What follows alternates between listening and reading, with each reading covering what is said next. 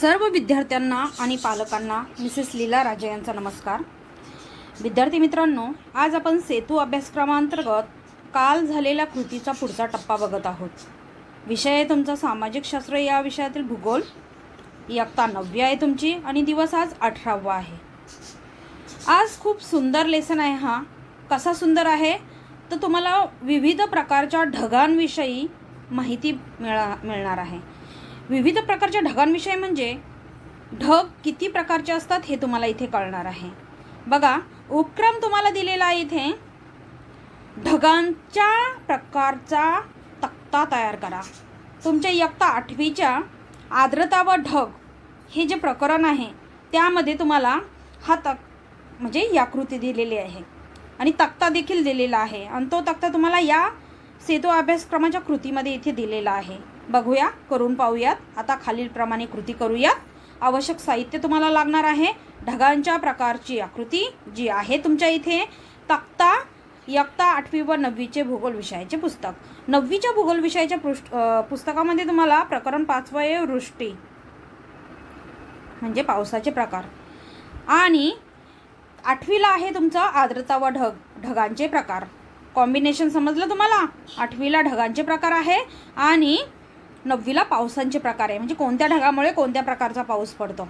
समजला? हां, चला पुढे जाऊया. ही आहे तुमची वेगवेगळ्या ढगांची आकृती. थोडं झूम करते म्हणजे तुम्हाला दिसेल आणि तुम्ही बघू शकता इयत्ता 8वीच्या पुस्तकामध्ये देखील ढगांचे प्रकार. तर हे ढगांचे प्रकार कशावरून ठरतात? ढगांचे प्रकार ठरतात त्यांच्या उंचीवरून. हे जास्त उंचीवरील ढग आहेत, हे मध्यम उंचीवरील ढग आहेत आणि हे कमी उंचीवरील ढग आहेत. तर कोणत्या उंचीवरील ढग पाऊस देतात हा मोठा प्रश्न आहे, बरोबर की नाही? तुम्हाला पण हाच प्रश्न पडला असेल की कोणत्या उंचीवरील ढग आपल्याला पाऊस देतात. आपल्याकडे जो पाऊस येतो तो कोणत्या उंचीवरील ढगांपासून येतो, बरोबर? त्याप्रथम आपण ढगांचा चार्ट बघूया. कोणत्या ढगाला कोणती नावं आहे, वेगवेगळी नावं आहे, इंग्लिश नावं आहेत, बरोबर? कारण ही सर्व भूगोलामध्ये इंग्लिश नावं काय येतात हा प्रश्न कुणाला पडला आहे? स्वतःच्या मनामध्ये आठवा. मला पडला आहे की ही भूगोलामध्ये इंग्लिश नावं काय येतात. त्याचं कारण आहे की भूगोलाचा शोध जो रिसर्च केलाय ना, भौगोलिक गोष्टी, जिओग्राफी, कुठून आली? जर्मनीमधून. कुठून आली? जर्मनीमधून. जर्मनी. त्याच्यामुळे सर्व इंग्लिश नाव आहे. तुम्ही म्हणाल मग जर्मन नावं काय? जर्मन ही जागतिक भाषा नाही, परंतु इंग्लिशला आपण जागतिक भाषेचा दर्जा दिला आहे म्हणून ती इंग्लिश नाव आहे. समजलं? बघा, हा चार्ट आहे. थोडासा वरती घेते मी हा चार्ट, असा म्हणजे पूर्ण चार्ट दिसतोय तुम्हाला. दिसतोय पूर्ण चार्ट? दिसायलाच पाहिजे. ओके, हां, चला आपण ढगांची नावं बघूया उंचीनुसार. आता ही सर्वात जास्त उंचीवरील ढगांची नावं आहे. 3 दिसतात. आंतरराष्ट्रीय वर्गीकरणानुसार ढगांचे 10 प्रकार आहेत. आता हे 10 प्रकार आपण बघत आहोत व्यवस्थित. हे ढगांचे 10 प्रकार फक्त तुम्हाला 8वीला नाही, फक्त 9वीला नाही, फक्त 10वीला नाही, पूर्ण ग्रॅज्युएशनपर्यंत जर जिओग्राफी विषय असेल तर तुम्हाला कामी पडणार आहे. त्यामुळे का नाही आपण आत्ताच समजून घेऊया, म्हणजे पुढे सोपं जाणार. पाया जर भक्कम असला ना, समजा हे झाड आहे, हे झाड, या झाडाचा हा बुंधा म्हणजे हा पाया भक्कम आहे, तर वरती हे झाड किती मोठं हो, तर ह्या झाडाला धोका नाही कारण झाडाचा पाया भक्कम आहे. समजलं का तुम्हाला? तर असा तुमचा आत्ताच पाया भक्कम करून घ्यायचा आहे. आत्ताच पाया भक्कम झाला तर पुढे परेशानी येत नाही. आपण चुटकी सरशी सगळे प्रश्न सॉल्व करतो, बरोबर का? चला ढगांचे प्रकार बघूया. जास्त फिलॉसॉफी झाडत नाही मी, तुम्हाला कंटाळा येईल नाही तर. ढगांचे प्रकार. पहिला आहे जास्त उंचीवरील ढग बघतोय आपण. पहिला आहे सिरस क्लाउड. आता मी इथे सिरस क्लाउड असं इंग्लिशमध्ये बोलते, म्हणजे सिरस ढग असं नाही म्हणत, सिरस क्लाउड. क्लाउड म्हणजे ढग. सिरस क्लाउड हे 7,000 ते 14,000 उंचीवरील ढग आहे आणि ही उंची मीटरमध्ये दिलेली आहे. कशामध्ये दिलेली आहे? मीटरमध्ये दिलेली आहे. सिरस क्लाउड. दुसरा आहे सिरोस्ट्रॅटस क्लाउड. सिरोस्ट्रॅटस क्लाउड. आणि तिसरा आहे सिरोक्युमुलस क्लाउड. सिरोक्युमुलस. कोणकोणते 3 ढग बघितले आपण जास्त उंचीवरील? Cirrus cloud, cirrostratus cloud, cirrocumulus cloud. समजलं? Cirrus cloud, cirrostratus cloud, cirrocumulus cloud. हे 7,000 ते 14,000 मीटर उंचीवरील क्लाउड्स आहेत, ढग आहेत. आता दुसरा मध्यम उंचीवरील. हे मध्यम उंचीवरील 2च आहेत. मध्यम उंचीवरील, मध्यम उंचीवरील बघा, अल्ट्रोस्ट्रॅटस क्लाउड 2,000 मीटर ते 7,000 मीटर उंचीवरील आहेत. हे मध्यम उंचीवरील अल्ट्रोस्ट्रॅटस क्लाउड. आणि दुसरा आहे अल्टो क्युमुलस क्लाउड. अल्टो क्युमुलस, हे अल्टो स्ट्रॅटस आणि अल्टो क्युमुलस. त्यानंतर त्यापेक्षा कमी म्हणजे कमी उंचीवरील ढग आपण बघत आहोत. बघा, कमी उंचीवरील 5 आहेत. स्ट्रॅटो क्युमुलस 2,000 पेक्षा कमी उंची. स्ट्रॅटो क्युमुलस. त्यानंतर आहे स्ट्रॅटस. कोणता आहे? स्ट्रॅटस. नंतर आहे निम्बोस्ट्रॅटस. कोणता आहे? निम्बोस्ट्रॅटस. आणि त्यानंतर आपण बघत आहोत विस्तार कमी असू शकतो असे क्लाउड्स. 2च आहे फक्त, क्युमुलस आणि क्युमुलोनिम्बस. क्युमुलस आणि क्युमुलोनिम्बस हे 2च आहेत, परंतु हे सर्वात महत्त्वाचे आहे. का महत्त्वाचे आहे? बघा, हे जे क्युमुलस आहे आणि क्युमुलोनिम्बस आहे यापासून आपल्याला पाऊस मिळतो. का मिळतो? पाऊस मिळतो. म्हणजे तुम्ही म्हणाल मग याच्यापासून पाऊस नाही मिळत का? तितकासा नाही मिळत. बघा, तितकासा नाही मिळत, परंतु क्युमुलस आणि क्युमुलोनिम्बस यापासून जास्त पाऊस मिळतो. कसं काय? बघा, पुढे काय दिलेले आपले प्रश्न बघा. अध्ययन कृती. वरील आकृती व तक्त्याचे निरीक्षण करा. यामध्ये कमी उंचीवरील ढगाचे 5 वेगवेगळे प्रकार केलेले दिसतील. त्यातील स्ट्रॅटोक्युमुलस या ढगात थर असतात. स्ट्रॅटोक्युमुलस दिसतोय 6वा नंबर, हा 6वा. स्ट्रॅटोक्युमुलस थर असतात आणि त्याचा रंग पांढरा ते धुरकट असा असतो. यात ढगांचे अनेक गोलाकार पुंजके असतात. स्ट्रेटस ढगात देखील थर असतात. याचा रंग राखाडी असतो.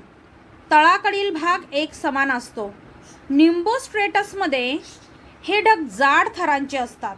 गडद राखाडी रंगाचे असून यापासून रिमझिम पाऊस तसेच हिमवर्षाव होतो. रिमझिम पाऊस आणि हिमवर्षाव कशापासून होतो? निम्बोस्ट्रेटसपासून. निम्बोस्ट्रेटस. आणि निम्बोस्ट्रेटस कुठे आहे? लगेच बघायचं आहे. निम्बोस्ट्रेटस हे 2,000 मीटरपेक्षा कमी उंचीवरील ढग आहे. हिमवर्षाव आणि रिमझिम पाऊस. समजलं? त्यानंतर क्युमुलस ढग बघा. क्युमुलस कुठे आहे? 9वा. क्युमुलस विस्तार कमी किंवा जास्त असू शकतो. क्युमुलस ढग हे भूपृष्ठापासून 500 ते 6,000 मीटर उंचीच्या दरम्यान उभा विस्तार असणारे ढग आहे. उभा विस्तार. ढगांची आकृती तुम्ही बघितली? हे बघा, हे दिसतंय तुम्हाला? उभा विस्तार. हां, दिसला? ओके. हे काय आहे? क्युमुलस क्लाउड. हे काय देतात आपल्याला? वर्षा. म्हणजे काय? पाऊस देतात. समजलं? तर हे कशामधले? ट्रोपोस्फेअरमधले. ट्रोपोस्फेअर आहे इथे, बरोबर. आणि वरती काय? स्ट्रॅटोस्फेअर. तर ट्रोपोस्फेअरमधून आपल्याला पाऊस येतो, क्युमुलस क्लाउडमधून. पुढे बघा, क्युमुलस क्लाउडची आकृती तुम्हाला दाखवली. उभ्या प्रकारच्या असतात क्युमुलस क्लाउड. भूपृष्ठापासून 500 ते 6,000 मीटर उंचीच्या दरम्यान उभा विस्तार करणारे हे ढग आहेत. हवेच्या जोरदार ऊर्ध्वगामी प्रवाहांचा या ढगांच्या निर्मितीस हातभार लागतो. हे ढग अवाढव्य असून घुमटाकार असतात. ते करड्या रंगाचे असतात, म्हणजे डार्क ब्राऊन. क्युमुलस ढग हे आल्हाददायक हवेचे निदर्शक असतात. या ढगांचा काही वेळेस उभा विस्तार इतका वाढतो की त्याचे क्युमुलोनिंबस ढगांमध्ये रूपांतर होते. क्युमुलस क्लाउड वेगळा, क्युमुलोनिंबस वेगळा. क्युमुलोनिंबसमध्ये रूपांतर होते व काय होते, वृष्टी होते, पाऊस होतो. क्युमुलोनिंबस ढग, त्याच्याच खाली क्युमुलोनिंबस हे बघा, हां हे बघा, क्युमुलस क्लाउडचं रूपांतर क्युमुलोनिंबसमध्ये झाल्यानंतर काय होतं, पाऊस, पाऊस, रेन किंवा वृष्टी, तुम्ही काहीही बोलू शकता. कशामुळे होते, क्युमुलोनिंबस क्लाउडमध्ये रूपांतर झाल्यानंतर. कोणत्या क्लाउडचं, क्युमुलस क्लाउडचं. क्युमुलस क्लाउडचं क्युमुलोनिंबसमध्ये रूपांतर झाल्यानंतर पाऊस येतो. येतोय ना आपल्याकडे लगातार 4-5 दिवसापासून धो धो पाऊस. कसा येतो, तर असाच येतो. क्युमुलस क्लाउडचं क्युमुलोनिंबसमध्ये रूपांतर झाल्यानंतर कुठे असतात ते, स्ट्रॅटोस्फेअरमध्ये, बरोबर. पहिला आपला थर आठवतो ना, स्थितांबर वगैरे, तपांबर, आठवतं का, हां तेच तेच. चला इकडे जाऊया, क्युमुलोनिंबस क्लाउड बघतोय आपण. क्युमुलोनिंबस हे बघतोय. हे वैशिष्ट्यपूर्ण ढग वादळाचे निदर्शक असतात. हे ढग काळ्या रंगाचे व घनदाट असून ते पर्वताकाय दिसतात. ढगांच्या माथ्याजवळील भाग ऐरणीसारखा सपाट दिसतो. या ढगात गडगडाट होतो. गडगडाट होतो म्हणजे विजा कडकडतात, ढग गडगडतात, तुम्हाला वेगवेगळे मोठमोठाले आवाज ऐकू येतात आणि तुम्ही घाबरतात, बरोबर ना. तसेच विजही चमकते. ढगांचं घर्षणातून जो निर्माण होतो त्याला वीज आपण म्हणतो. ढगांचे घर्षण होते, बरोबर, आणि त्याच्यातून जो मोठा आवाज येतो आणि वीज चमकते. वादळी पावसासह कधी कधी गारपीटही होते, बरोबर ना. तुम्ही जेव्हा वळवाचा पाऊस म्हणतात ना, तो असा प्रकारचा असतो, वळवाचा पाऊस, ज्याच्यात गारपीट देखील होते, गारा देखील पडतात आणि वादळ वाऱ्यासह मोठा पाऊस देखील येतो. पण हा पाऊस फार काळ टिकत नाही. वळवाचा पाऊस एकदाच येतो, मोठं वादळ वारं घेऊन येतो, खूप नुकसान करून जातो आणि तो फार काळ टिकत नाही. जर रिमझिम पाऊस कसा जास्त टिकतो. रिमझिम पाऊस बहुतेकदा कोणत्या ऋतूमध्ये असतो, श्रावण महिन्यामध्ये. श्रावणामध्ये रिमझिम पाऊस असतो. तर त्याच्यामध्ये विजांचा कडकडाट, ढगांचा कडकडाट असं काहीही नसतं, समजलं. तर हे फक्त वळवाच्या पावसात होतं. वादळी वाऱ्यासह पाऊस येतो, गारपीट होते. आणि नेमकी हे कधी होतं, मुख्यतः फेब्रुवारीच्या महिन्यात होतं, जेव्हा द्राक्ष, म्हणजे आपल्या महाराष्ट्रात द्राक्ष असतात बघा, द्राक्ष किंवा टमाटे हे शेतामध्ये असे मस्त चांगले व्हायला लागतात आणि सर्व गारपीट होऊन ते द्राक्षांना तो इजा पोहोचवतो किंवा टमाट्यांना इजा पोहोचवतो किंवा शेतामध्ये जो काही माल असेल त्याला इजा पोहोचवतो. तेव्हा गहू पण असतो बघा, गहू सुद्धा काळवंटतो, बरोबर ना. रब्बी पीक आहे गहू, गहू रब्बी पीक आहे ना. आकाशात असणाऱ्या सर्वात मोठ्या क्युमुलोनिंबस या ढगांतून विजांच्या कडकडासह पाऊस होतो आणि इतर ढगांपेक्षा या ढगातून पडणारे पावसाचे थेंब हे मोठे असतात. बघा, वळवाचा जो पाऊस असतो ना किंवा बर्फाचा जो पाऊस असतो ना, वळवाचा पाऊस म्हणजे काय, जो पावसाळ्या ऋतूच्या पलीकडे पडतो, तो पावसाळ्या ऋतूमध्ये पडत नाही किंवा त्याच्या आधी पडतो. कधी कधी पावसाळ्या ऋतूत पण असा ढगांचा पाऊस पडतो आणि त्याचे थेंब टप्पोरे असतात, मोठे मोठे. म्हणजे 1 तास जरी पाऊस पडला तरी नदी नाले भरून वाहतात, असा पाऊस. कारण ढगातल्या ढगात थेंब खूपदा वरखाली फिरतात. प्रत्येक वेळी ते आणखी पाणी जमावतात. त्यामुळे थेंब मोठे होऊन इतके जड होतात की ते ढगात तरंगत राहू शकत नाहीत. ते पावसाच्या स्वरूपात जमिनीवर येतात. कधी कधी ढगातील हवा फार थंड असते, त्यामुळे हे थेंब गोठतात व गारा स्वरूपात जमिनीवर येतात. यालाच आपण गारपीट म्हणतो, गारांचा पाऊस. कशामुळे, खूप थंडी असते वरती आणि तिथे काय होते, ती हवा थंड असल्यामुळे त्या पावसाच्या पाण्याचं बर्फात रूपांतर होतं थंडीमुळे आणि ते गारांच्या स्वरूपात खाली पडतात. आपण आज बघितलं क्युमुलस क्लाउड आणि क्युमुलोनिंबस क्लाउड. ही आकृती म्हणजे ही जी कृती आहे किंवा हा सेतू अभ्यासक्रमाचा आजचा लेसन आहे तो इतकाच आहे. तुम्हाला काय करायचं आहे बघा, काय समजलं, ही कृती करून तुला काय समजले किंवा शिकण्यास काय मिळाले. मला समजले, ही कृती करून मला समजले की ढगांचे प्रकार किती असतात व कोणते असतात आणि कोणत्या ढगापासून वृष्टी होते किंवा पाऊस पडतो, हे मला समजले. एवढं थोडक्यात लिहायचं आहे, बरोबर. त्यासाठी ह्या लिंक पण रेफर करू शकतात, परंतु मी सगळ्याच प्रश्नांची उत्तरं देते, त्याच्यामुळे तुम्हाला गरज वाटत नाही. मला तर वाटतं की ह्या लिंक रेफर करावं तुम्ही, तरी तुमची चॉईस आहे. इयत्ता 8वीचं भूगोल पुस्तकातील प्रकरण 3 आर्द्रता व ढग आणि 9वीचं प्रकरण 5 भूगोल पुस्तकातलं वृष्टी वाचायचं आहे. आणि याचा पुढील टप्पा 22 तारखेच्या सेतू म्हणजे 22 तारखेच्या नाही, दिवस 22च्या सेतू अभ्यासात येणार आहे. बरोबर. आज दिवस 18 आहे ना, 18, तर दिवस 22च्या सेतू अभ्यासात याचा पुढचा टप्पा येणार आहे. तर ही आजची सुंदर अशी ढगांची कृती होती जी आपण केलेली आहे आणि खूप सारे ढग बघितलेले आहेत.